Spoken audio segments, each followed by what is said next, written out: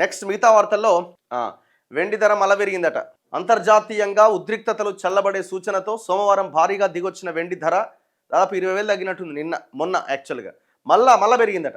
Russia Ukraine మధ్య శాంతి కుదరొచ్చనే అంచనాలు వెండి ధరను తగ్గిస్తే ఏకంగా రష్యా అధ్యక్షుడి నివాసంపై డ్రోన్ దాడి జరగడం ధర పెరిగేందుకు కారణమైందట.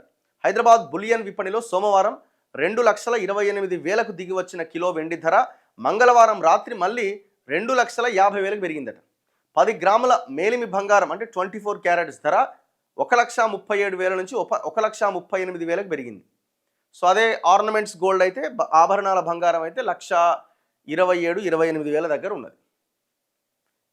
అయినా కూడా షాపులు కిటకిటలాడుతున్నాయి, ఏం ఆగుతలేదు. ఎవరు కొంటున్నారు? మంచిగా డబ్బులున్న వాళ్ళే బంగారాన్ని కొనుగోలు చేస్తున్నారు. సామాన్య ప్రజలు, పేదలు కొనలేనటువంటి దారుణమైన సిచ్యువేషన్లోకి నెట్టబడ్డారు. ఎందుకంటే వాళ్ళ సంపద పెరగలే.